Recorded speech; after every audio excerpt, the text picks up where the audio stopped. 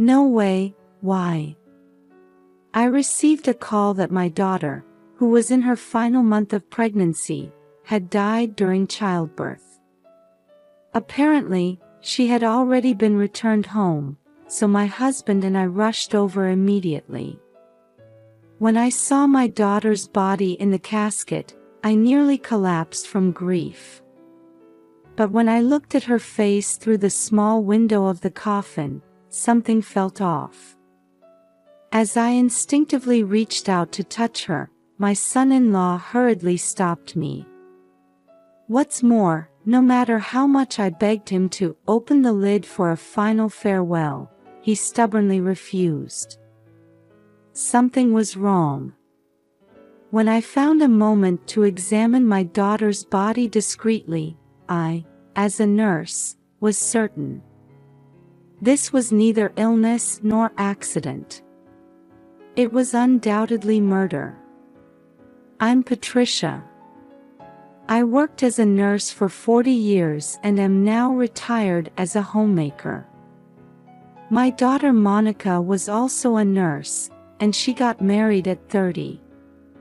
Her partner was Paul, whom she met in college, but when we were introduced to him, my husband and I felt he was somewhat unreliable. You see, when Monica said she wanted to marry Paul, he was a part-time worker. Although he had the respectable qualification of a pharmacist, he hadn't taken up that profession after graduating from college. So we opposed it and set the condition that we would approve their marriage once Paul started working full-time and had a stable income. However, Paul couldn't find a job, and partly at Monica's request, my husband reluctantly had him hired at the pharmaceutical company where he worked. Just when we thought Paul was working diligently, his sales performance was terrible, and according to his supervisor, Paul was always slacking off and had quite a bad reputation with clients. As a result, his salary seemed to be low, and their lifestyle apparently depended on Monica's nursing job. In the midst of this, Monica's pregnancy was confirmed. Don't overdo it, I told her to take care of herself, as her job involved standing most of the time. Monica replied in a calm voice, "It's okay, Emily's here." Emily was Monica's friend from college, and she also had a relationship with Paul. Emily was a midwife working at a maternity clinic near Monica's apartment, and since Monica's workplace didn't have an obstetrics department, she decided to give birth there. Monica's pregnancy progressed smoothly, and I was looking forward to the birth of my first grandchild. However, as the due date approached, I suddenly received a call from Paul. It can't be true. Why? I couldn't believe what I heard on the phone, and my mind went blank. He said that Monica had died during childbirth. I'll come right away. It's at Emily's hospital, right? But Paul stammered and said, Monica passed away yesterday, and her body has already been brought home and placed in a coffin. Why didn't you tell me immediately? I stopped myself from saying the words that were about to come out. Thinking it would be a waste of time to argue over the phone, my husband and I headed to our daughter's apartment. What on earth happened? We confronted Paul together. I'm sorry. I couldn't believe Monica was gone either, so I couldn't make the call. He seemed so distraught that he couldn't properly answer my questions. Seeing this, his friend Emily explained, it was due to massive bleeding. Apparently, she had been by Monica's side the whole time. And then I had a sorrowful encounter with my daughter. My husband next to me couldn't hold back his tears and sobbed when he looked at Monica's form through the small window of the coffin. It was when I peeked in too. something was off. I felt it instinctively. As a nurse myself, I had seen pregnant women lose their lives during childbirth before. So I knew that the most common cause of death was massive bleeding, but something about my daughter's face was different from that. When I instinctively reached out to touch my daughter, Paul and Emily hurriedly stopped me. "Then please, open the lid of the coffin. That's not allowed by the funeral home. But this is my last goodbye to Monica." I wanted to confirm my suspicions more clearly, so I asked Paul, but he flatly refused. Thinking I had to investigate somehow, I asked Emily to buy some drinks, and after she left, I signaled to my husband with my eyes. He seemed to understand immediately and took Paul outside on some pretext. Taking that opportunity, I opened the lid of the coffin and examined my daughter's body. And my sense of unease turned into certainty. Just as I thought. It was so shocking that I felt dizzy and could barely stand. Still, I managed to close the lid just before the three returned from outside. Suddenly feeling nauseous from thinking about too many things, I said, "Excuse me for a moment," and left the room, rushing to the apartment building's parking lot. Not wanting to be seen by many people, I crouched in a shadowy spot when two figures came there. These people didn't seem to notice I was there and started arguing. From their conversation, I learned yet another shocking truth. I could feel an uncontrollable anger welling up inside me. A while later, when I returned to the room, Paul had just finished discussing with the funeral director, who left saying, "Then, tomorrow." Wondering what tomorrow meant, I asked, and my husband informed me, "The funeral has been set for tomorrow. There's no need to rush like that. There won't be time to notify Monica's friends and acquaintances if it's tomorrow." Then Paul sneered, "You might not know, but small family funerals are the norm these days. We don't need to make a big fuss, just seeing her off with just us is fine." Even Emily agreed with the family funeral, saying, "Monica's friends are busy and can't attend." She herself would attend, but she wouldn't listen to my opinion. Thinking it was pointless to argue further, I decided to hurry home. After all, I had a lot to do. When I got home, I noticed an envelope in the mailbox. It was a letter from Monica addressed to me, and from the postmark, I could tell it was probably mailed the day before she gave birth. I hastily opened it, and inside were Monica's hopes for the future overflowing. "I'm writing this letter because it's embarrassing to say face to face," it began, followed by expressions of gratitude to us. Next, her hopes for the child to be born. Since she knew it was going to be a girl, she wrote in dancing letters that she wanted to name her Emma. And as for what Monica wanted to do for her daughter, many things were listed. Finally, it concluded with, "I think I'll be relying on you a lot from now on, so please take care of us." My husband and I couldn't stop our tears as we read the letter over and over again. After crying for a while, I decided to take revenge for Monica. As preparation, I contacted various parties and made several arrangements. I also had one important request from my husband. This was the beginning of our counterattack. After that, I headed to the hospital to do the most important thing. And the next day, which was supposed to be the day of the family funeral, neither my husband nor I left the house. Then, in the early afternoon, Paul came barging in with Emily, yelling, "What's the meaning of this?" When I went to the funeral home, they said Monica's funeral had been cancelled. "It was your doing, wasn't it?" Paul glared at us, while Emily frowned beside him. "That's not all. When I went to the hospital, they said you had taken the baby Monica gave birth to.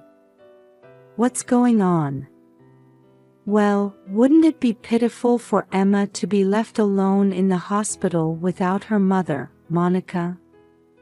Since there were no particular problems with Emma's health, when I presented my ID at the hospital and explained the situation, they let me take Emma. "Emma?" Emily looked puzzled. "It's the baby's name. Isn't it lovely?" Then Paul approached me, his anger showing. "Don't name her without my permission."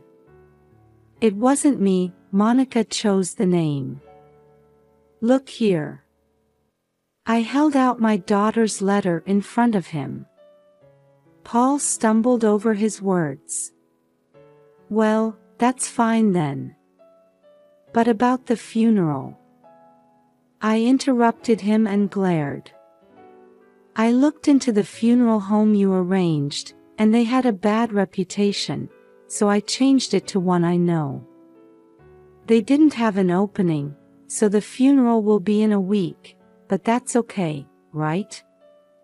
When I said this all at once, Paul glared back at me with bulging eyes. "Don't do things on your own without consulting me." "Oh? Is there some problem with delaying the funeral?" When I asked Paul, who was expressing his dissatisfaction, he fell silent. When I said, "See you in a week then," and ushered them to the door, they reluctantly left. And a week later, many people had gathered at the funeral home to see Monica off. When I contacted Monica's friends, they all said they would make time to come and say goodbye. After all the attendees had gathered, I stepped forward and stood in front of the microphone. "Thank you all for gathering here today for Monica. Before we begin the funeral, there's something I'd like to share with everyone." As I started speaking, Paul stood up and raised his voice. "I didn't hear about this." However, I ignored him and continued. "It's the public reading of my daughter's will." "Huh? A will?" Paul was surprised but grinned for a moment. I didn't miss that. And as the venue fell silent, in the presence of a lawyer, I began to read the will. The opening was filled with words of gratitude to Monica's stepfather. "My husband is Monica's adoptive father. My ex-husband was wealthy, and when we first married, I was often bad-mouthed as a mere nurse after his money. In the end, unable to get along with his family, I left the house with Monica. After that, I met my current husband and married him when Monica was in kindergarten. We couldn't have children together, but my husband loved Monica as if she were his own." Some of the attendees who didn't know this fact were tearing up. "That's all irrelevant, hurry up and read the important part. Isn't that what everyone's curious about?" I ignored Paul's urging and continued reading. Monica's biological father had passed away when she was in college. At that time, Monica inherited a substantial estate. The amount was about $3 million, and Monica wanted us to use that money, but it had nothing to do with me, and I had no reason to accept anything from my ex-husband. So when I advised Monica, "Keep it, it might come in handy someday," she entrusted the management of the inheritance to a lawyer. In that case, as Monica's husband, I have the right to receive her inheritance, right? Paul grinned happily, and I smiled as I informed him, but you know, Monica said the amount was too large for her, so after consulting with the lawyer, she donated most of it. What? Then how much is left? Paul made a fuss upon hearing about the donation. When the lawyer announced the remaining amount, Paul sighed in relief. So $1 million remain. Well, I guess that's fine. However, the will states that the inheritance is to be divided equally among Monica's parents and her child to be born. When I announced the distribution of the inheritance, Paul's face turned red with anger. What? You've got to be kidding. What was the point of me marrying Monica then? The attendees looked at the shouting Paul with contempt, but he didn't notice. No matter how much you complain, this will is official and won't change. As I told him while looking him in the eye, Paul's face grew even redder, and he approached Monica's coffin. What are you doing? I have to give this girl a piece of my mind. He vigorously opened the lid of the coffin, but Paul's movement stopped when he looked inside.